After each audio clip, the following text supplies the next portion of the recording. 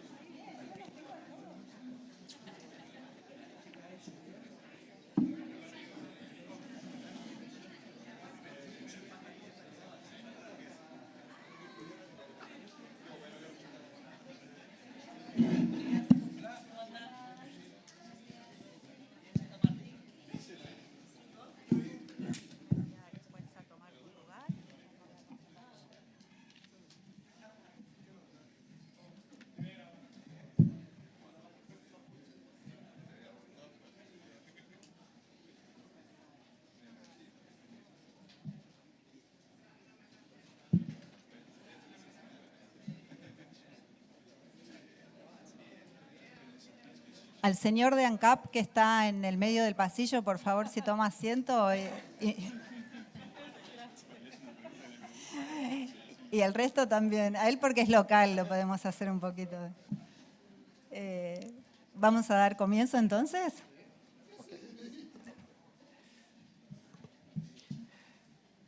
Bueno, muy buenos días, damas y caballeros, distinguidas autoridades y representantes del sector energético de la región. En nombre de la Organización Latinoamericana de Energía,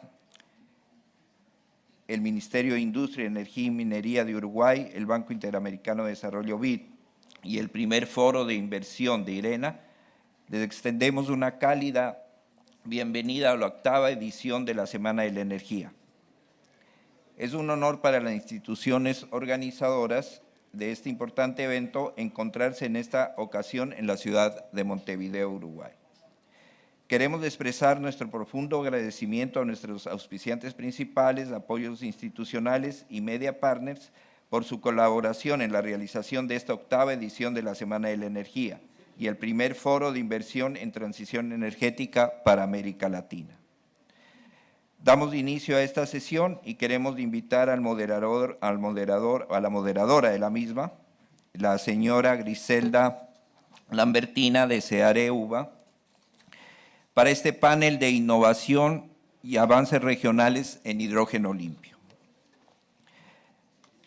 La señora Griselda Lambertine es abogada y licenciada en Relaciones Internacionales, además de especialista en regulación energética y magíster en energía de la Universidad de Buenos Aires. Entre 2017 y 2020 fue directora del Ente Nacional Regulador del Gas en la República Argentina. Actualmente, the University of Buenos Aires, and is leader of the European Union's green hydrogen mission in Argentina. As an independent researcher and consultant, she has been involved in various studies related to energy system regulation, regional energy integration, low-emission biogas, biomethane, and hydrogen development. She recently coordinated the regulatory study for the creation of a voluntary market for hydrogen-enriched natural gas in Argentina, funded by the United Nations Environment Programme, and served as a regulatory expert for Bolivia's national hydrogen strategy. Griselda is a professor of energy integration interdisciplinary master's program in energy at UBA, and a green hydrogen trainer for Germany's GIC. So welcome again, and we will now have Griselda take the floor. Thank you very much to all those present, and thank you for that very long introduction that is justified because I am just an academic. It's not going to be the same when I tell you just the titles of this really luxurious panel that I'm accompanied with. You know them already, so we don't need long introductions. But the first thing that I want to say, and something that we really agree on, I think, or if not, at the end, you'll be able to ask questions. This panel accepts questions, that's what we're here for. But we wouldn't be here in Latin America talking so much about clean hydrogen, green hydrogen for some, or low emissions for others, if it weren't because of a call from other countries that before us defined it as one of the key tools in their processes of decarbonization or defossilization, as we also say in more technical environments. So some countries said that it's not enough to move to the electrical and renewables. There's sectors where emissions are really hard to lower and mitigate, and we will have hydrogen as a third and fundamental tool that hydrogen needs in its green, renewable version, huge surfaces of good factors of capability of wind, solar energy, hydro as well in some cases. And we have to see where we're headed, because it's countries that in themselves, for example, the countries of the European Union or also in Japan and Korea, they don't have the surface in order to create those amounts of renewable energy that is additional in order to reach the goals of consumption of hydrogen that are set for the future. And so they look at other regions, other countries. Africa is also being looked at, and Latin America is really a star due to its potential in wind and solar energy. And that's where I say that we agree. And we also agree that it's good news that in South America, we're not going to export the molecule of hydrogen if there is a global business for us. We are going to export byproducts, and that is the opportunity that with other industries we have to be careful with critical minerals, with lithium. Hydrogen guarantees the value chain, and it guarantees us technically, just because of the density of the molecule, that the development of the value chain is going to be in our countries, and that's great news.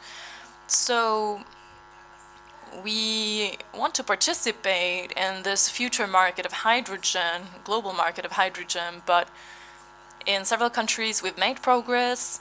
We still identify challenges, things that were obstacles before. Now we say that they are challenges that we can overcome. And that's why we invite representatives from our countries, from the region, to tell us about what has been achieved during this time, and for them to tell us about how they want to face the different barriers, different obstacles and challenges that this economy of hydrogen, of low emissions means in Latin America. So I have this diverse panel of public and private, and also diverse in terms of gender. So for the women who are joining us from the gender program, thank you, Olade, for the invitation, and IDB, which has a women's program and promotes us coming here and make sure that we can be here. So from Argentina, we have Veronica Tito. She's a legal advisor in the Secretariat of Argentina. She has been working in the energy sector for many years and is now taking a look at hydrogen because it's what's coming, but she was an advisor in one of the provinces in the south, one of the southernmost regions, which is Tierra del Fuego, and which is now a possible hub in Argentina for hydrogen. Next, we have Alex Santander. Alex Santander is the chief of the Policy and Studies Division of the Ministry of Energy of Chile. He has also been for a long time working in the electrical sector in the transition. And I really value, Alex, how from your public management you study these topics. You're going to tell us about that, not just the advances, but also how you are approaching them. Let's continue with the public sector. We have Maria Jose. Maria Jose Gonzalez is the representative and coordinator of the H2U program that develops green hydrogen in Uruguay. We are used to seeing you, Maria Jose, in the scene in South America and in Europe as well, so you have quite a bit to tell us. And then we also need partners from the private sector, right? We have Cristina Martin, the Vice President for Latin America in HDF Energy, a hydrogen pure player and developer of hydrogen projects. She is now based in Mexico, where they are looking at some projects. So we will go a bit north with her. She has projects, and they have projects in Honduras, Ecuador, Chile, and Brazil. And next to her, we have Hans Kulenkopf. He is the founder and president up until, I think, 2024 of the Chilean section of hydrogen. And in 2020, you joined Innovación, and since then you've been head for Latin America in 2022. And then we also have Martin Bremerman, who is Business Development Director for Latin America, especially with activity in Chile and Uruguay for HIF Global, which has projects that are quite specific. They talk little and do lots. So is that so? And to finish, we weren't able to find today the adequate expression in Spanish for last but not least, but then if someone can think about it, please let me know for the next panel. But yes, last but not least, we have Diego Messina, who is representing the great partner that we have, the great stakeholder that we have in terms of green hydrogen, which is international cooperation, without cooperation between public and private, but also between the countries of the Southern Cone and the countries that are going to create that demand for green hydrogen. We are no one, so we really have our hopes set on cooperation. And so let's do what was promised, which is have an update of public policies, how far they've been. And I want to ask, Veronica, Argentina was not one of the first countries to have a strategy, but it does have a huge potential, especially due to what the Patagonia means. So, Vera, I'm going to let you tell us about the role of hydrogen in Argentina. Thank you very much, Grisela, for the presentation. It's for the introductions. It's been great to share this panel. And Argentina has been a pioneer in a way in hydrogen because in 2006 it launched it passed a law on promotion of hydrogen, and at the time there wasn't too much development of hydrogen because the topic, of course, has been really talked about in the last years, but Argentina had already had its eye on it since before. Argentina, in that sense, sort of changed the order of the other countries of the region because it began working on a law bill on hydrogen promotion, and Argentina, apart from promoting green hydrogen and placing a lot of incentives there, also has in its agenda the development of blue hydrogen. You know that Argentina is the second biggest reservoir of non-conventional gas in the world. We have Vaca Muerta, and now the natural gas can supply our whole country, but it's also a great challenge for exports and also to collaborate with the decarbonization of the region. So blue hydrogen was certainly a possibility for Argentina. We also included pink hydrogen due to the nuclear energy in our country and due to some projects that are underway of modular reactors that in the future could also provide hydrogen. So in that sense, we approached first a regulatory framework in order to have those investments, which we know are new technologies that are being developed. And remembering the opening words, we also think of it as a flexible framework, the same as the strategy. It continues to change as we know how the technologies work. This project, this law bill, is in Congress still. It hasn't been talked about yet. We hope that that's going to happen soon. There are several tax benefits and different other kinds of benefits as well, but we also take a look at the local value chain. We try for this local industry to develop in the country, but also to provide jobs and development of research, scientific research, technological research, and with that view, we created this framework.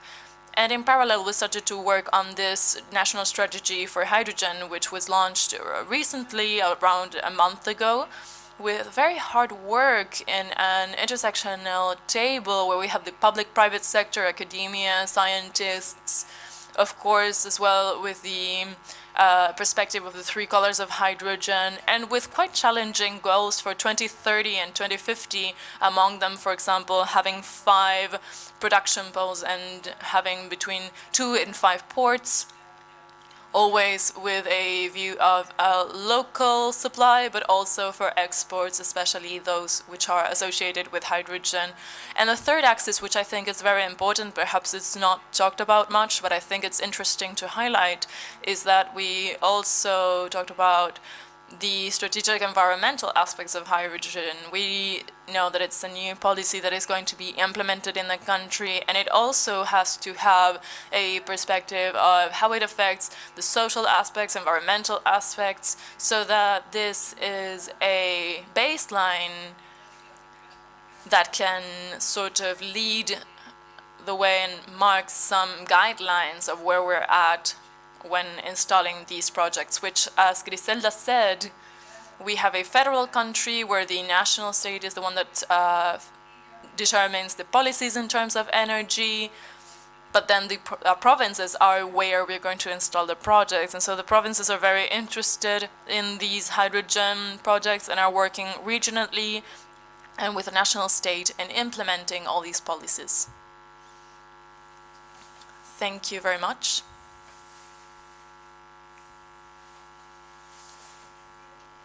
Thank you. So the three instruments that we have, okay, the bill, the strategy that was published in September, and now you're working on an action plan in order to define more specific actions, and the strategic environmental evaluation, which then you can tell us if the other countries also have that. This is the first time that we have this in Argentina. We're going to apply it to the hydrogen sector. Perhaps afterwards you can tell us a bit more about what it's of use for. And so let's go a bit to the pioneer of the regulatory work where the international corporations chose to stay since a long time ago. I'm sure there's a reason for that. So, Alex, can you tell us a bit about the developments in public policy and other things as well, such as the role of the committee and the work plan? Thank you very much, Griselda. It's a pleasure to be here. Good morning, everyone. Yes, I think that when you ask that, I always think about 2019, which I think was the key year that sort of moved the curve. In Chile, we started to wonder at the time how to reach net zero carbon neutrality. We all wanted to subscribe that commitment in COP25, and it wasn't very clear. It wasn't that evident. We always reached 60, 70%, and there we got this key, this very important key, which was the hydrogen that we call green hydrogen in Chile, and which allows us to decarbonize our economy nationally and to reach that emissions objective. And we have to remember that hydrogen enables something bigger, which is decarbonizing the country. And we always see the perfect pair with electrifying with green electricity plus green hydrogen for those things that cannot be where we can't have electricity directly. So it's not an end in itself, it is the means to reach something. And at the time we wondered, okay, in the energy sector in Chile, we like the public policy instruments because we think that when they are well done, they generate a consensus. So all the discussions that you need to have are solved or not, they are left aside, but in general they are solved in the framework of creating an instrument of public policy. So in order to ratify our commitment of net zero, we're going to have this strategy of hydrogen that we ended up publishing in 2020. It is a strategy that has a very important production output and very important goals for 2025, 2030 that we are trying to push as much as we can in order to achieve them. And when this government started, the current government, we wondered if we had to update the strategy or not. And the first answer was no, because these are state policies, public policies that have to maintain a state vision and not a government vision. And so we maintain the same goals, we subscribe to them, we maintain the pillars of the strategy, but we did realize that the strategy is not enough because it marks where we want to go, but not how to tread that path, at least in the short term. That's why we are creating an action plan, a work plan, and in that work plan that is going to have a limit of 2030, that would be the deadline, we realized that we need a transversal political view, a perspective, because it's not going to finish with this government or the next one. This is going to transcend governments, and that's why we created, in the framework of this action plan, a committee that is composed by no more than 10 people. You have the ex-president Bachelet, who's going to be here tomorrow as well. The committee has showed us something that is very important, and I'm going to finish soon. I know that maybe I'm taking up too much time, but the great challenge, I think, of energy transition is that it allows us to talk and lead the conversation to that strategic view of the country. We've realized this because in the committee we have a lot of different politicians from left and right, but we have the whole political spectrum represented, and we've reached a lot of agreements, at least in the 5 dimensions that we are working on, which is environmental, economic, international, social, and human capital, and communities. So that's super important, and with that, the news that I can tell you is that the last session of the strategic committee is going to be on November 13th, and with that we would be closing this plan that has lots of actions, even hundreds, but that will be sort of working in order to achieve this vision that the committee is setting. So it's going to be an action plan with a political transversal perspective, and that's the important thing about public policy instruments, which is what we want to give to the industry. We want to have certainties in order for this to be developed fast and have great sustainable standards in order to implement this. They would certainly continue to improve, and we hope that we can share this as soon as it's published. Thank you. Thank you, Alex. And we want to highlight the consensus that in all the countries is a priority. In the case of Argentina, Veronica was saying that the strategy also comes from a table that has many sectors. Of course, there's the promise of development and creation of jobs, but hydrogen is also using natural resources, uses water, land, and so communities also have something to say about it. So it's important to have a consensus with the industry, with populations. That's important. So Maria Jose, as a host in this case, you can tell us about what Uruguay did. It started a bit after Chile, but it has very concrete projects. Thank you very much, Griselda. Welcome everyone to Montevideo. We are happy to have this energy week here. We're very proud to be able to host you. So where are we at in Uruguay? I would say that we are in stage 1 of our roadmap. We started to do the things that were proposed. This was open to public consultation, this roadmap. There's no big news, it's just moving forward, but we did have a lot of dialogue for that, and we want to be able to reflect that in a file and document. And in this first stage, and in terms of public policy, I would like to highlight some topics. One is a presidential resolution that was signed by 7 ministries, where a interinstitutional group is created, composed by the 7 ministries, the Office of Planning and Budget, and the national companies of energy, UTE and ENCAP, to work on everything that is related with the roadmap in an articulated manner, with all the ministries and all the stakeholders that are relevant. So the cooperation agency, the institutions related to water. So we understand that hydrogen is a transversal topic that goes beyond energy. It's also industrial. It means generating capabilities. It's important at the environmental level. So we understood that from the first day it needed to move forward in a coordinated manner with all the stakeholders.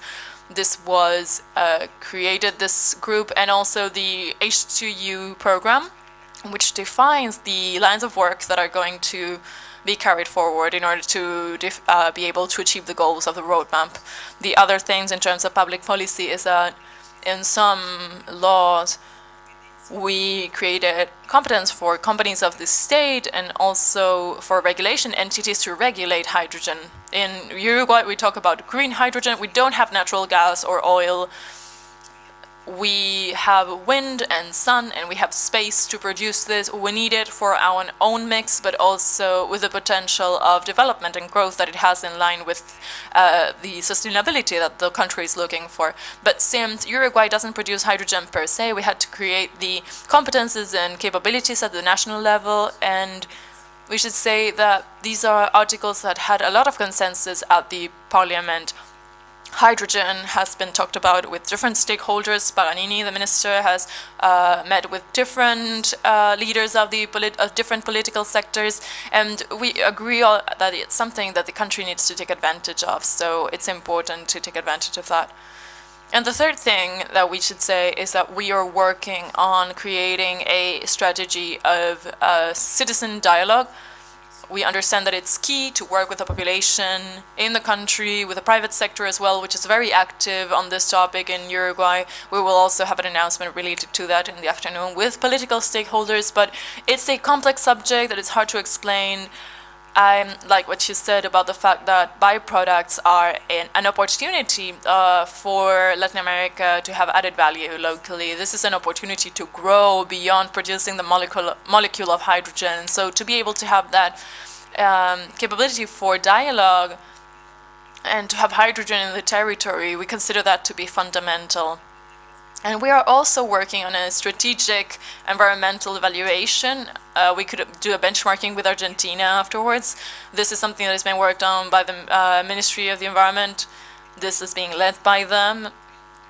So the Industry Ministry and the Environmental Ministry are working together, and we are moving forward along those lines. So we're really excited about that as well. Thank you, Maria Jose. And since we're talking about the strategic environmental evaluation, what is this instrument? You know that all projects need an individual environmental evaluation in order to begin working in Uruguay and in the rest of the countries. In Argentina, each province has to environmentally approve each of the projects, whether it's energy, hydrogen, or anything that could modify the environment. What they try to do in the public sector is to have an evaluation of a project, see what are the sustainability characteristics, what requirements are going to be asked from investors, what are going to be the guidelines in order to facilitate that authorization. So permits are also something that is really taken into account when people invest. There are some countries like the US that give lots of tax credit as incentive, but maybe to get a permit there you can be 3 or 5 years waiting for that. So for example, in Colombia, there is simplification of all the paperwork as an incentive. It's something that you were talking about, Maria Jose. It is a great challenge, and it's so intersectional that trying to have a consensus and participation of everyone who has to be there, it's very difficult because everyone wants to say something and they're right to want to say something. And so to create this dialogue between sectors, between ministries, but without having an extra bureaucracy that goes against facilitating permits and all that is required by projects, that's a good thing. So I'm going to go to this sector now. I'm going to talk with the private sector, which has another task, which is to identify business opportunities, because they are also going to have responsibility, and there are investors that are interested, and hydrogen has so many applications that we're going to have to choose the most efficient ones. With Cristina, I wanted to talk about something that you're specialists at, which is generating electricity with hydrogen. And it is an application that has to do with the internal market. We talk about export as a great opportunity for Latin America, but our internal markets could also benefit from that. Thank you very much, Griselda. Thank you to the organizers as well for the invitation. I want to talk today about the use of hydrogen that is least talked about. Alex was saying that hydrogen is an enabler, it is an energy vector. And we talk about the use for the industry and for mobility. And now I'm going to talk about the use of hydrogen for producing electricity. What do I mean? I mean the projects where we can use a primary source that is renewable, whether it's solar or wind, in order to generate green hydrogen, store it, and then turn it into hydrogen again by using a fuel cell. So these projects are of special interest when we talk about replacing fossil fuels, because it is a way to continue guaranteeing the same service for the electric grid. Some years ago, the new storage system was electric batteries. We are starting to see what are the operation limits of this technology, and hydrogen appears and gives us a different dimension in terms of quantities that can be stored and storage times. And we can now talk about a service that can be compared to fossil fuels just using renewable sources. This is of special importance in small networks, small grids in islands, for example, where access to a diversified mix is complex, whether it's because of space constraints or resource constraints. And so we end up privileging an energy or power that is guaranteed a service at the end of the day, and so that's when we have to use fossil fuels. Hydrogen really changes this situation and opens up possibilities where we can exploit natural resources without leaving service aside. We talked in the opening session about energy transition. So it is universal access to energy and the quality of service. And I think that with green hydrogen, we have a great opportunity to be able to change the energy mixes and to be able to diversify using natural resources and doing it in a way that is sustainable, not just for the environment, but also for users. Thank you. Before we change this subject, I was thinking about a great challenge for this, which is the grid infrastructure, the network infrastructure. We are already having issues with connection of renewable energy to get to the consumption centers. And how do you see that? Do you think that hydrogen improves that when we use it for electricity generation, or does it mean an extra load for the mixes? Who's going to invest in infrastructure? Because sometimes when we talk about this type of investment, it's the hardest one. Well, I think that hydrogen there helps, because one of the main issues is precisely the saturation of the transmission lines, because in general, generation is concentrated in one place, whether because there's more resources or maybe you have the port where you get the fuel there. So generation is generally concentrated in one point and the demand is in different places, or sometimes concentrated. And oftentimes it's not in the same place where generation happens. So what hydrogen enables us to do is to generate anywhere we want. We have a consumption center and we can have a plant there. Of course, if there is enough physical space and there needs to be some circumstances met, but we can have a hydrogen plant for electricity and have production close to the demand. And so we are improving the service because we are limiting the losses of taking energy from point A from point B, which is generally conditioned by availability, especially of fuels. So answering your question, I think that hydrogen is a great opportunity for this type of contexts. It's also a great opportunity for micro networks. With the great challenge is the investment in infrastructure. How do we create that for places where we have very few consumers and we have to have a line of hundreds of kilometers for a community of barely 100 people. How do we do that? Well, there is a solution there that could be to bring the generation there, not transport it from the origin point to that place, but take it to each community. And we can do it with hydrogen because we don't need to transport fuel. I think we needed that piece of information, and now we have the challenge of costs that we need to overcome. So Hans, how are you? So you're a specialist in hubs since your beginnings in the Chilean Association. So tell us about what is needed, or what is a hub or a hydrogen valley, and what are the characteristics that it should have, and how do you apply that to the development in the countries that you visited the most, which are Chile and Uruguay in this case? Well, first of all, thank you very much for the invitation. It's a pleasure to be here again in Montevideo. The concept of hydrogen valley or cluster or hub was first started in 2019. The European Union launched the Hydrogen Valleys program. They were the ones that launched different hydrogen valleys in Europe. And that's when this started. So a cluster is shares infrastructure and can be used for different applications with a great size. There are different types.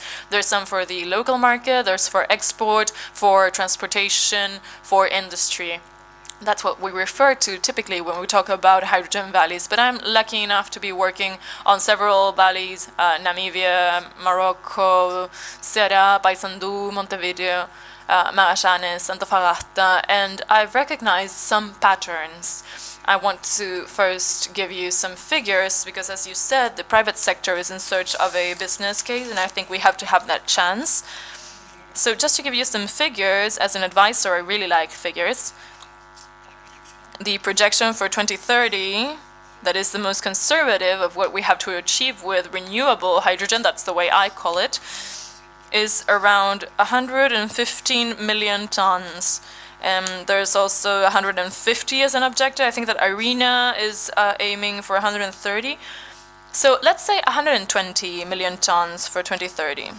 1 million tons of hydrogen require between 8 and 12 gigawatts of installed capability of electrolysis. It depends, of course, of the plant and the configuration, etc.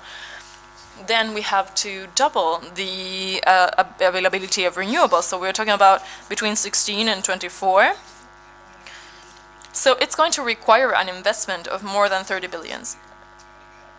And if we want to create 1 million tons, which is less than 1% of the 120 that we would require for the transition in 2030, 1 million tons, 10 gigawatts of installed capacity of electrolysis, 20 of renewables, so 30 billion. So if we divide that by the country and we understand the magnitude of the effort that a hydrogen valley requires. So I would say that the opportunities and challenges of hydrogen valley, I would like to group them in two groups. One is going to be called structure and cost. The other one is going to be time to market. So the structure of costs, we have to clearly see that we have a good resource, and there Uruguay has an interesting photovoltaic and wind energy. We have to take a look at distances. There's some cases where resources are really far away from a port, and so the midstream becomes something that is not helpful. The valleys of Latin America, there are some that have very big distances like Antofagasta. There's smaller ones like Magallanes or Uruguay, and we can take advantage of that. We have to see how much existing infrastructure we can reuse. That's very important for the cost structure and for time to market as well. And that's where we start to play with the variables that change between one valley and the other one. Hydrogen, and I think that this is very important, is per se a technology that is decentralized and everyone's going to have it. Some will have it with a smaller cost structure and others with a different time to market, but they will all have it. So in order to be there first, we have to transform this cost structure into a time to market. I think that Uruguay has a lot of advantages. It has access to CO2 and biomass, but something that you need to work on a lot is economic regulations. It has to do with the electric sector. That is a great challenge in all the valleys, all of them. There's issues in Ceará, in Chile, in Magallanes. We have to work on all of them. But if Uruguay has already achieved what you call the first wave of the energy transition, an electricity system that is decarbonized, we have to see how that can be available for this. Because it's very useful to have a grid that is sometimes you can't use it for the second wave, and so it's important. And then we are talking about time to market. I would say that in 2020, 2021, we placed a lot of focus on the structure of costs, lots of configurations, what each piece is worth, and now we're shifting towards time to market. It's not the cheapest one, it's the one who gets there first. Maybe you can get there first and be more expensive. And that's key because the window of opportunity is from here to 2030. So from here to 2030, we have to find that opportunity of time to market. And the variables for that are classic for any industry. So we have to work with society, that's one thing. That's the same in all the industries. Strategic environmental evaluation, that's key. That's something that we're really talking about in Chile. Even though it started before and moved forward, nowadays we are hitting a wall which is still kind of uncertain. We have to see how the permits are going to work, how much time it's going to take to have a permit for water or other things. Ceará is actually the one that is moving fastest in that sense. It already has a strategy like that in their hub, and each of them has to work on that. But then there's specific things of the industry where I would talk about shared infrastructure. You can't develop what I call bubble projects. And there's also the prisoner dilemma where people don't talk to each other. And territorial planning, we need to understand the loads of the areas that we're working on. Can you tell me about that in the second round? Because I would like to continue with the application. So Cristina told us about electricity generation. You talked about the valleys, which in a way unify the preferred uses in the place that we're talking about. And Martin, I wanted you to tell us a bit about your specialty of HIF, that is synthetic fuels. Hans also mentioned an opportunity in the case of Uruguay, which is being close to sources of sustainable CO2, which is a key element in order to create those fuels. So starting with that, can you tell us about how you see that application and which projects you have? Can you hear me? First of all, thank you everyone. Thank you for the invitation. Thank you for the participants. Thank you, Hans, for sort of leading the way with some things. But he started based on trying to find alternatives and solutions to several of the issues that started to happen. So there's sources of renewable energies. We found them in Magallanes at the time. And the infrastructure for transmission was a bit delayed, or it wasn't moving forward as fast, but there was interconnection of the systems. But of course you can't encompass everything. And there was an opportunity that was generated then. So we saw hydrogen as a main solution, or as a first solution to this issue.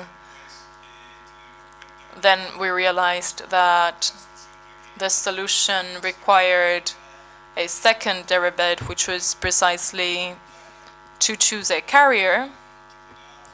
So you choose a nitrogen or carbon, and HIF chose decarbonization as a mission, and that's why it chose the capturing CO2 to produce methanol with hydrogen, and then synthetic fuels with this. We will then go further into that. Martin, I'm going to stop you there because perhaps we don't all know about the value chain of hydrogen, and it's great for you to maybe tell us, once we obtain that molecule, H2, by any of the procedures, whether they are renewable or if you have fossils with capture on the other side, what can happen? You mentioned two ways. Well, let's see. As you said, HIF is now focused on decarbonization. So we began with renewable energies, 100% renewables for the production of hydrogen. With we capture water, renewable energy, and through the electrolyzers we produce hydrogen and oxygen. We use hydrogen for the process, and oxygen is released into the atmosphere. And so there is a first positive impact there in the planet. Then we have capture of CO2, which, depending on the markets, if it's more restrictive or not, the type of CO2 that you can use, the origins and sources. But that plus hydrogen, we create a synthesis and we create methanol. So that methanol can then be transformed into synthetic oil. It can be transformed into synthetic fuel for aviation, or as methanol needs additional refining, but it can also be used in the sea industry. So there's another path, which is hydrogen plus nitrogen. You can produce ammonia, and that is another carrier for hydrogen. But in the end, HIF, what it's dedicated to, as I said, is decarbonization, creation of synthetic fuels, and this is what we do. We had a concept trial, was sort of a first challenge to go from paper to reality, and that's where the Carboni plant was created. It's our pilot plant. It's the first one at a world level that has the whole cycle, so from renewables up to the production of synthetic fuels. And some weeks ago, we were exporting this product. So it's been operating since December last year. That is in a way our experience so far, and now we are starting the second stage. That is basically the industrial production of these synthetic fuels. And in that case, as Hans was saying, the shared infrastructure is that component in which we join those two worlds, basically the private and the public sector, so that we can generate a better efficiency, optimizing costs, and also optimizing time to market, that is as or more important as the other costs. Great. I didn't know about that thing called time to market, so thanks for that. I have learned something new, so little by little I'm being convinced about investing in that area. Okay, Diego, your role is very important here, representing the GIZ, so basically representing international cooperation, because there may be other member states or in the European Union or Japan or Korea trying to have agreements and MOUs, as from which we can see what they can contribute with. But GIZ is the one that is working very hard here in the southern cone, and also the work carried out in Chile. So I think that I would like you to just sum up the steps being taken in which countries and what is the role of that kind of cooperation. Well, thank you very much for the question. Thank you for being here. As you mentioned, GIZ started in the very early stages. We started operating in Chile, and we're also working here in Uruguay. And I would say that international cooperation is fundamental because we are starting a new economic cycle in which that is going to be promoted by the production of clean technologies. And hydrogen will also be included there because it requires renewable energies. So in this new cycle, countries should work together because they can generate inputs for the manufacturing of these technologies. So if we have regional alliances for green hydrogen, we have an opportunity for the region, basically to provide critical minerals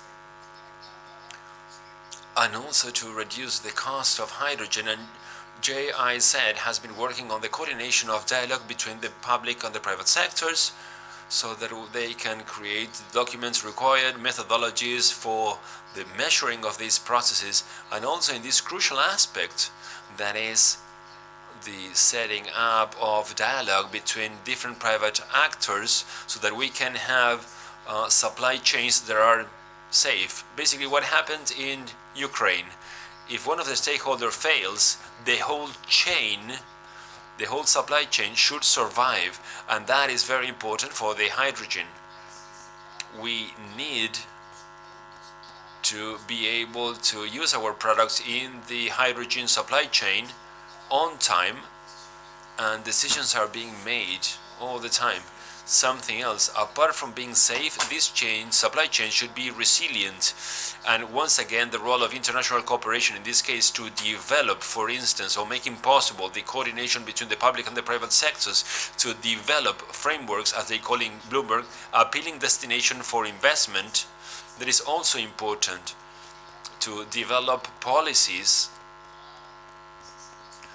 that can be transformed into investment for those countries that are interested and developing roadmaps, as the case of Chile and Uruguay. And more specifically about the question, in our case, we're having a new project providing support the roadmap of hydrogen in Uruguay through assessment, measuring of carbon sources availability in the case of Chile, and going back to the supply chain, we want to assess the potential of industry to include more sectors in this Magellan economy and creating local development. And we have found that there's no methodology available.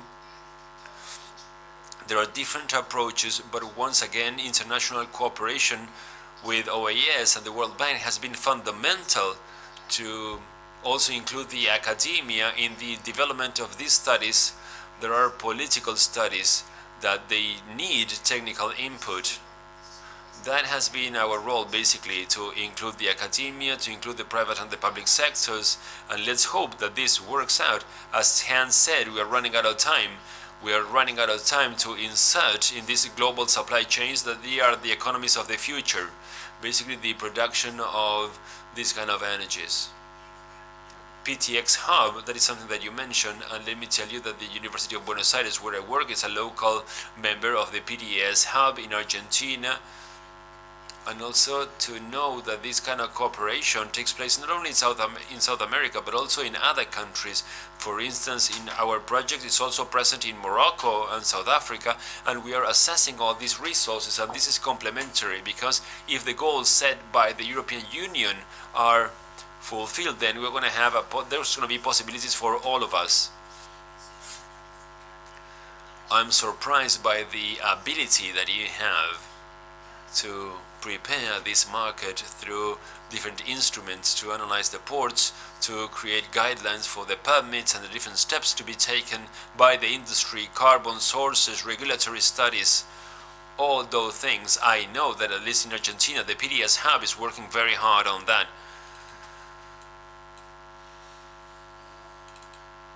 Okay, so Beto, let me go back to you.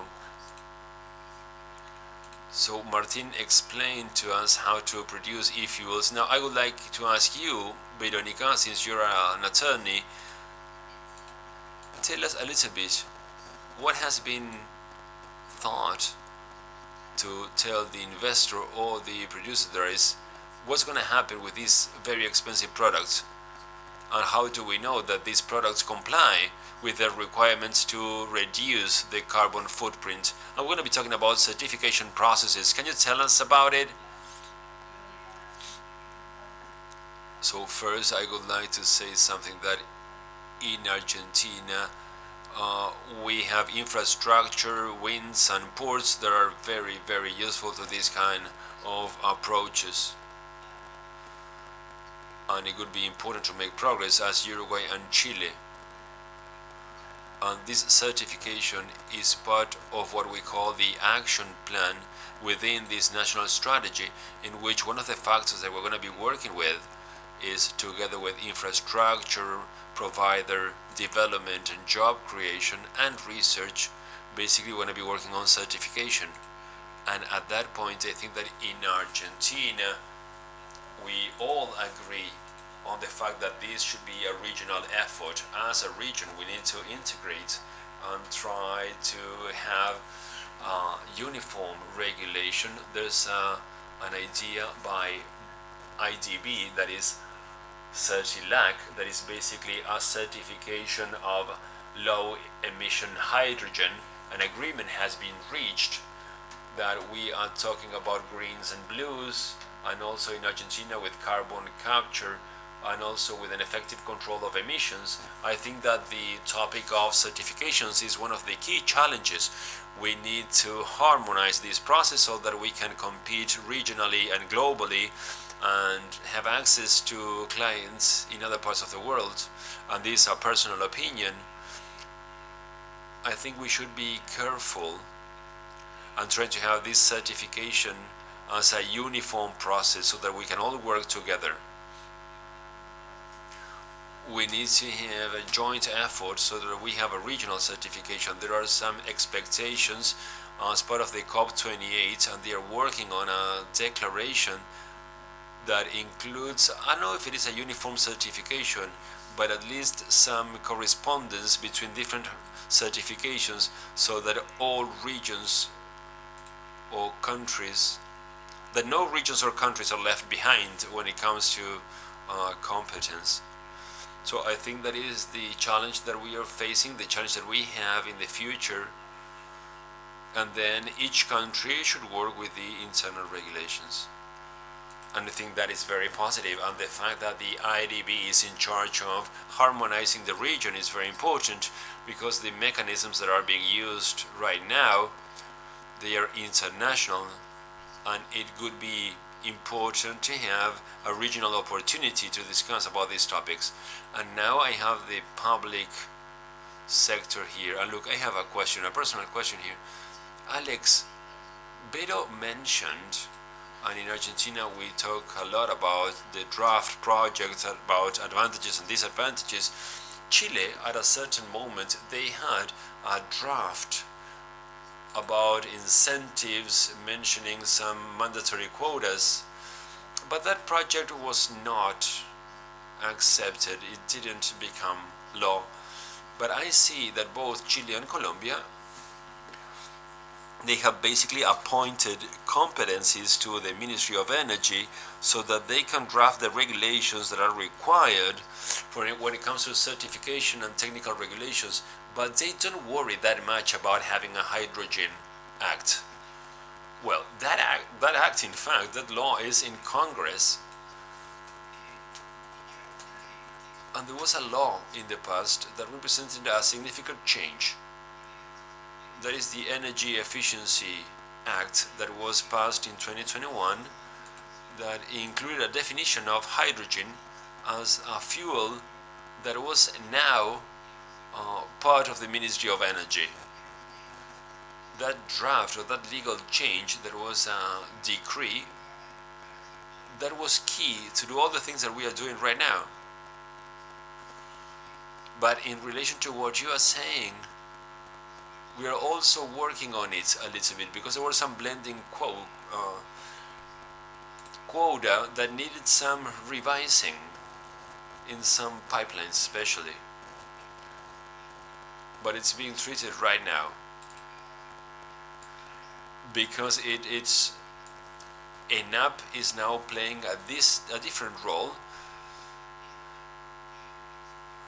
and we believe that the private sector is going much faster than the public one, and now in a way they are working in a complementary way to our organization. And basically we are concentrated on the action plan. I'll mention some of the things that were mentioned in the panel, just for you to, so that we can work together on this. So our energy policies, our strategy didn't have any strategic environmental assessment, but what we did is a sustainability analysis that is something similar, but it doesn't take that long. And that is something else that we are working on, and we can exchange experiences about that, and I think that it would be really, really important, because citizenship dialogue workshops with the population, with the private sector and the academia in a way shows that we do have an opportunity, but we need to have a shared knowledge of all this between all the actors involved. Something else that I wanted to highlight, what Cristina said about the use of hydrogen for electricity. It is very important to us, and we also have a small electric grid that is not very interconnected, so that moves on to a second stage. We have more renewable energy got to our country very, very quickly. We need to work on resilience and security, and in that sense we are exploring different options so that we can use subproducts of hydrogen, and that would allow us to reuse existing infrastructure and also to keep job opportunities in areas where it's needed, especially when we close old energy plants. We need to have and maintain and replace those jobs with these new technologies.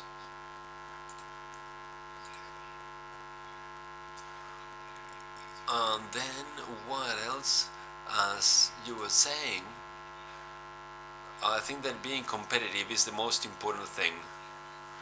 What Hans mentioned about investment, and that shows that there's room for everyone here, and what we need to do is to be competitive as a region, and the comprehensive value chains are very, very important.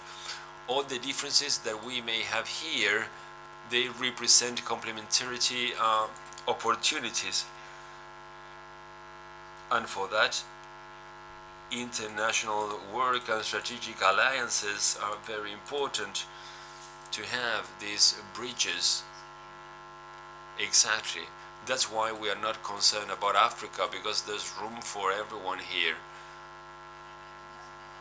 And then there's that question about the law that was important, because in such an industrial activity we thought that the limits that a law can have on us, there's only one thing about sulfur and the kind of soil use, and I think that we may have some news about that thing.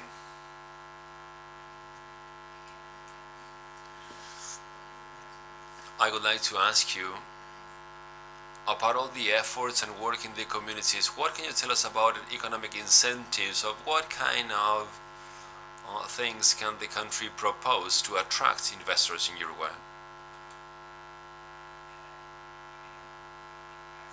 First of all, the country already has incentives to investment. We have a law of investment promotion that different projects have different scores, and hydrogen is part of high technology, high level technology. You can get a higher score for that. So these kind of sectors can get a lot of points in this score. We also believe that this needs to take place in a context that is promoted And also connected to what we have been discussing so far, one of the areas we're working very, very hard on in the hydrogen group is to identify areas that are more interesting for the production of hydrogen, like different layers. We are carrying out assessment on infrastructure needs, pipelines, ports, routes, railways, water resources, how close they are to different towns or villages. We have different assessment studies so that we can identify areas in the country in which it would be interesting to promote hydrogen installation. And like what you mentioned about time being first, that's why we are monitoring these processes. We have 3 of them, one by GIF, and also we have a pilot program organized by the government. We need to work simultaneously in different processes, but for incentives we need to know about the places and in which places are the best to implement this. At the same time, we also have regulations. There was a lot of debate about that, and I think that in a developing market like this one, I think there are different political moments for that. That is something to take into account. I think we need to add some other incentives and regulations, especially in environmental issues, so that we can show and give a clear signal about it. When you mention that this project have different scores because they comply with different requirements, so what happens once you get a lot of points? Basically, you recover part of the investment through IRAE. All the energy transition took place within the context of this investment promotion law. It works very, very well. We have several agencies from the government involved and the Ministry of Economy, of course, that leads the process. That is an interesting question because people talk about incentives, and we have these groups like European, there are STICO Club. So basically, if your emissions increase, you're going to be punished, so you should offer decarbonization solutions. And then the United States offers a lot of fiscal incentives. So basically, you have this stick and carrot process.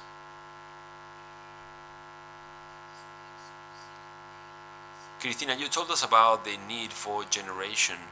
So can you tell us a little bit about some specific project that is? Can we have some references, whether it is in Mexico or South America? Okay, since in HDF we have developed projects for 10 years, and I would like to tell you about these projects for a national consumption.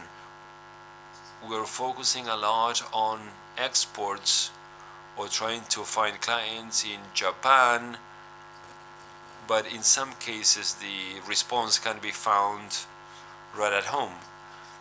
So we need to take into account local requirements, because it's an important, significant market that we have in our own country, and that is of interest to the private sector. As I told you before, we focus in projects with hydrogen and electricity in the region. We have our first project in the Guyanas. We have a solar project with green hydrogen, and also fuels for reconversion into electricity. So this project is replacing fossil fuels. Similarly, we have other developments, and one about being constructed in Barbados, in Mexico, in Baja California. In this case, it's not an island, but it's an energy island if you compare it to the rest of the country. Also working on the national markets in Mexico, we have other kind of projects, for instance, storage of hydrogen in silent caves. There are some special features of the soil to make that possible. It's not possible to implement in all countries or in all areas, but when possible, it's a great solution to storage mass quantity of hydrogen and to reduce infrastructure cost. In Mexico, we're also working in different projects for the trains. Repowering and the retrofitting is to have a blending with hydrogen and using the same internal combustion engines, but basically this is about changing these combustion engines. It's like the second phase of hydrogen mobility. We're also working in Brazil, and I think that is an interesting example to compare exports and national consumption. Now we're working in Pecém Port with a solution that basically consists of on barges that use hydrogen. We have fuel cells that basically provide energy to the ships and vessels that get to port when they have to spend a couple of days in port. In general, they use diesel. With this solution, what we can do is to produce electricity for secondary uses through hydrogen. I think it's a way of complementing strategies, even though they are for exports. These are other measures that can be implemented at national level. If we want to decarbonize through hydrogen and to produce high quantities of hydrogen, but also through these kind of operations in ports, we can also decarbonize. So hydrogen being able to solve all these issues, I think it's a very interesting point of view, and I think it's worth including this in all these strategies. Thank you. That agenda of projects is very interesting, and when we have the ship on port, we'll quickly call DIF for them to sell synthetic fuel to the ships as well. Hans, I cut you off when you were going to talk about shared infrastructure of territorial planning, and now is the time. I think these are two topics that are very important for the market, which is the concept that we are exploring, and for this time to market concept, and these are very important for the sector coupling. This is where the different areas are together with the materials. I think that the dilemma has to always touch on three vertical axes. One has to do with the technical design. So we have to be able to identify where we're going to have the assets, how we're going to move the different fluids. I always talk about fluid when we refer to water, electrons, methanol, hydrogen, different things, and where we're going to have the places of output. So here we have a systemic process that is happening, and in my experience, it's been taken by different places depending on the area. For example, in Ceará, they took the port as a node, and they say, okay, I'm prepared to accept certain amount of ammonia, so you develop upstream.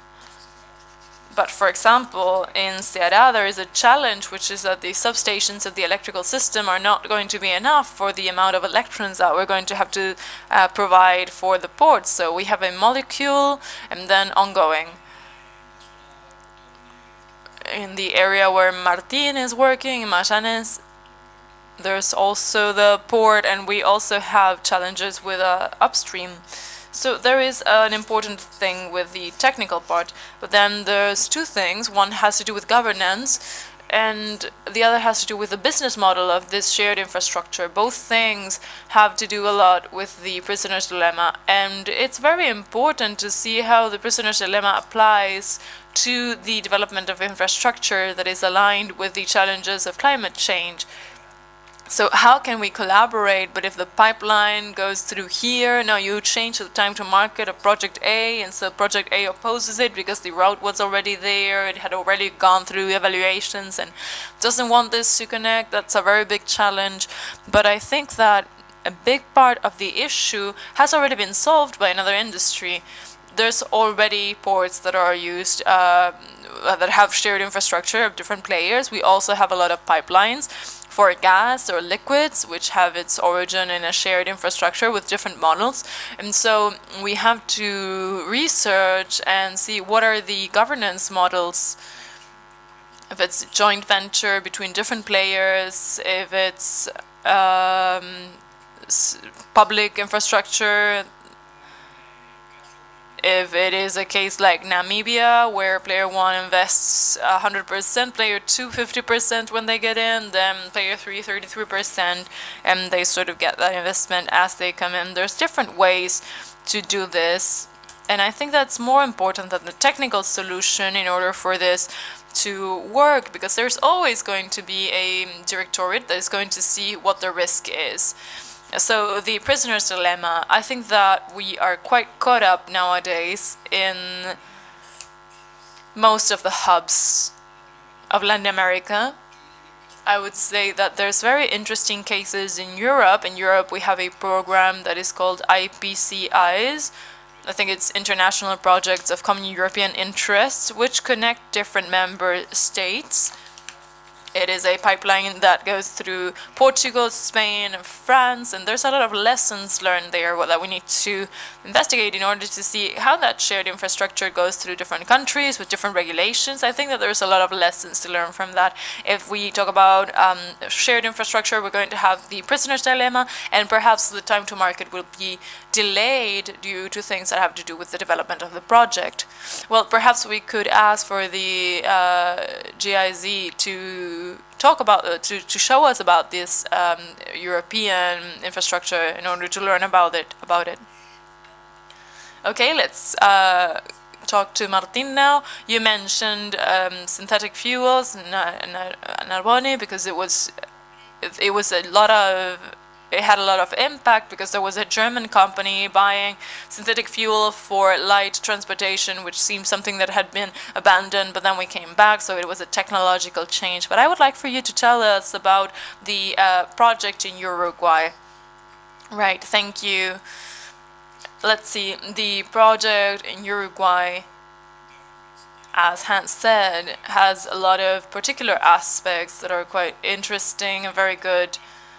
So it starts with a process, a competitive process launched by ANCAP through its subsidiary. That's correct. I always get mixed up with the terms, but yes, with its subsidiary Alur. And so, in truth, in order to provide the conceptual projects that were presented with biogenic CO2, and this, first of all, opens up a spectrum that sometimes is not analyzed that much or seems distant, which is this collaboration between the audience, the public behind, because ANCAP is like the public artery of the project, together with the stakeholders of the private sector that could come from the private sector. So in this case, we were assigned this competition process, but HIF decided to double the bet and said, okay, we're going to install a plant, a project in Uruguay, and we're going to do it, but we're going to do it in a scale that is industrial, because as Hans said, again, the economics of the project are very important, and it's a very sensitive market to scale economies. And even though in Uruguay we have, I always say that all our lives we had to explain that we came from a small country, but nowadays it's an advantage to be a small country precisely because of the other thing, which is logistics, the time to market, the shared infrastructure, which when you start to see the weight, specific weight of all that infrastructure, whether it's for transporting electrons or if it's for transporting hydrogen or molecules or the end product, it becomes very relevant in all the projects. And so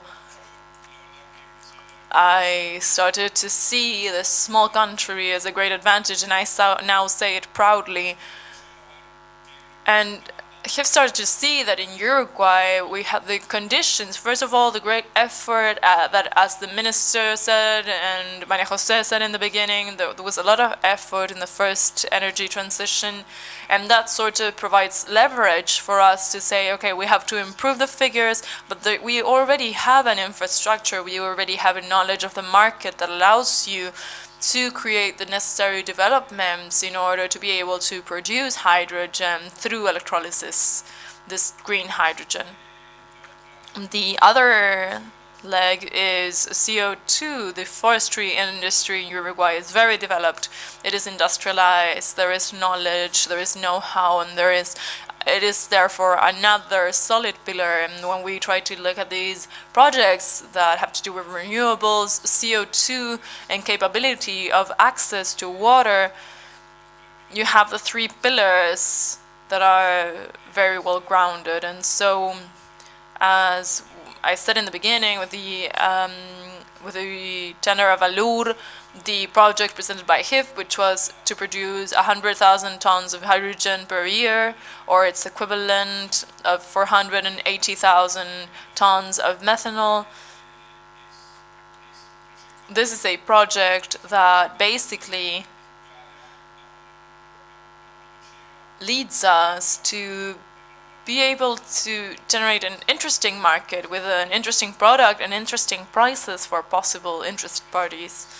In the case of Uruguay, we have the particular case that we have to look abroad this time. So with the current market conditions, this would be for export, but let's see how this continues to evolve. Well, thank you very much, Martin. And as you've seen, both the public and private sector have shared a lot of what is the decision-making process and how they prepare the scenarios. And I wanted to ask you, Diego, from the GIZ, to tell us, as far as you know and as far as your governance goes, of how GIZ organizes itself in our territories, what are the next steps, because I understand that you're not just a vector, let's say, since we're talking about hydrogen of international cooperation, but also of regional integration. We're talking about people who help, and you have a lot of information that we could talk about when talking about shared infrastructure. So if that organization allows you to, it would be interesting to have that perspective of integration. Yes, the GIC provides that, which is the integration, cooperation of South. We are going to work with Uruguay now to talk about what has been done in Chile. And GIC's role is to coordinate the public, academic, private sectors on topics like that one, like methodologies to check the production chains. And I would like to differentiate concepts. We have supply chain, and then we have value chain. I hope that you take this with you so that when we talk about green hydrogen, you think that it's not just value chain, it's also supply chain. Since 2020, 2021, Europe has had this juncture, and we talk a lot about producing these clean energy technologies and hopefully not depend on one country. Unfortunately, whoever created the world put mineral resources in Latin America, put oil somewhere else, but hydrogen helps us improve energy efficiency and not depend on supply chains where if a part fails, we have a problem of resilience and we would be left without energy. So I think that green hydrogen there and these opportunities that we see at the GIC with the opportunities at the local level of job generations, it's bigger than in other industries, because we're not just talking about fuels or electricity, we're talking about production of technologies, critical materials.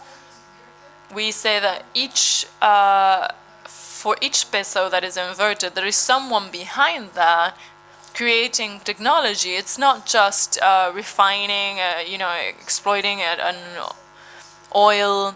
So everything that we are trying to do is bring the academia closer to these topics that are new. Well, it's not so new now, hydrogen, but we are providing new indications of price. Let's remember that price coordinates stakeholders, and prices are not as clear yet either. There's no way to coordinate the ones who design projects. It's very difficult to agree on prices, but all of this is going on. HIF is certainly at the technological border, at the technological frontier, and risking a lot, which I think is good if we want to have this new era of clean technology. So academia, public sector, collaborating with Alex, my counterpart, and supporting the roadmaps of the countries in whatever is needed. And again, there's always availability to share. Yes, I think that you explained how we started with hydrogen as an instrument. Thirdly, as Alex said, this energy transition and how this was reinforced when safety started to be a priority again. We're talking about May 2022, and we more than ever confirmed that this is a path that we have to follow. We have 3 minutes left in case someone has a question that is a really that they really want to ask. Tell us your name. And Fernando Naja, it's a pleasure. Thank you very much. It was very interesting. I work as an advisor for multilateral in the last years. I'm with Alex's team in the Ministry of Energy and the Studies Division. My question is regarding the level of technological preparation. We've solved the energy vector. In the last 7-8 years, I've worked with electrical mobility and electricity as solved. You know that it's a well-known market and everything, so that's done. But it's amazing looking at how we are adopting technology. The figures, 97% of is contaminating in the region. When it refers to vehicles, and I was thinking about how we will be able to make this fuel be competitive and everything, and so I was wondering about the readiness level of the different uses of technology, and if we're going to have a similar situation as with electricity and mobility, where perhaps time will just go by. And a question for Hans is regarding entering the market with a high price. I was wondering what you mean, if you're counting on a subsidy or... So just to make it more efficient, I'm going to have Hans answer both questions. So regarding the first question, I would say that Michael Hybrid answers it very well. And it has to do with the order of merit of the application of hydrogen in competition with the other electrical solutions or biomass solution or biogas that exist. I think that this industry has to have focus and depth, and to have focus we have to begin with the applications that are just feedstock, and there's going to be some like Cristina and HDF that are going to have a focus on off-road applications or isolated applications, something that is on top of the merit order. But throughout the TRLs there's multiple applications with different TRLs, and what's clear is that from now until 2030 we have to focus on transformation of gray hydrogen into blue or green hydrogen. And I invite you to read what Michael Levin says. It's a 30-minute answer because I can give you 50 applications, but the important thing is that hydrogen cannot go against electrification, for example. We have efficiency, electricity. I think that's very important. And then perhaps we should ask HITCO, who are owners of the H2 Global, to talk about prices. So what I mean is, we know that HITCO hired very important study, very good study, that talk about prices of ammonia of 1,200, 1,500, methanol, similar prices, e-fuel a bit higher. So when I talk about time to market and price, I mean that there's going to exist programs like H2 Global, that it's going to become a European program that are going to have the capability of having this balance of supply and demand. So we know that there's going to be 5 shortlisted for ammonia, e-fuels, methanol, and the one that is cheapest is going to get there, but they're all in a high ranking. So time to market for those programs, that is not going to be constant. We're going to have the rules of the market, but we have to really play with that. Thank you for the question and the answer that focused on topics that we were still missing. And let's have one more question and then we'll close. Hello, George from the IGC. I think that leaving the fossil fuel world has a high cost, and green hydrogen also has a high cost. At the end of the day, I think that someone has to put the money in this cost that is a social, environmental cost, with everything that we have on the table and all the comments that are very optimistic, including Fraunhofer, who already knows what the cost is going to be. Who is going to pay for it? Not Germany?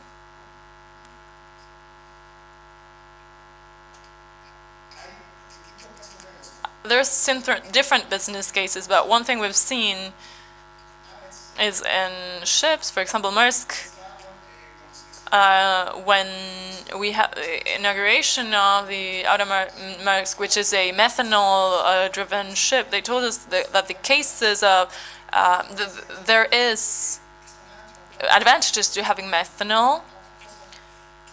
These ships transport so many things that if you divide the cost per unit, you can transfer per unit that has been transported, then you can transfer the cost to the consumer. And so we could talk about success cases, for example, in maritime transportation. Also for passengers, right? We are seeing, for example, cruises that are going to be go to the Antarctic. How are they going to go there with a fossil fuels? They have to go to Ushuaia port, and if they pay for that, there are other offsetting mechanisms when we fly or things like that. I'm sure that those are going to be the first ones who are ready to pay that. I think that the answer is short and simple. We will pay for it. And we, who are part of the elite of society, have to be responsible for this cost. I think that's important. Now, I think that the supply chains where resources and renewables go there, that's going to be the first case. There's H2 Green Steel. They were able to close a deal to produce green steel for cars, and that has a premium that is paid here. So in Chile, let's hope that we can pursue that in the market of explosive for mining. Cost of the ammonium nitrate, which comes from ammonia, that cost is really low. But the purchase department wants to buy at a minimum cost, and so it doesn't move. But in the end, I think that we are responsible for that. I would like to add something. Let's not forget the chemistry industry. We're not just producing energy, we're producing things for the chemistry industry, steel industry, and so methanol can be used in the maritime industry and in other industry where it has a different weight.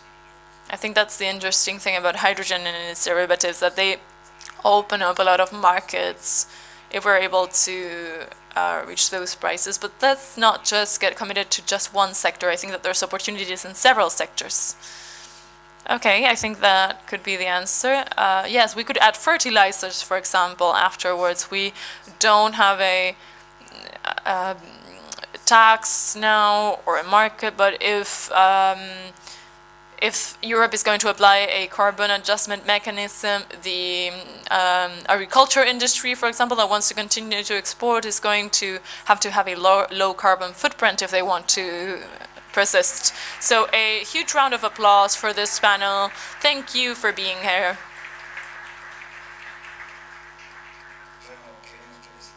Want to congratulate our moderator and the panelists for this very interesting panel, and thank you too for being here in this event. And we invite you to have lunch, which is in the Arcadia room, floor 25. And we also invite you to the next module, the next conference, which is about the same topic of hydrogen, but about hydrogen and its byproducts as a drive for economy. So please come back.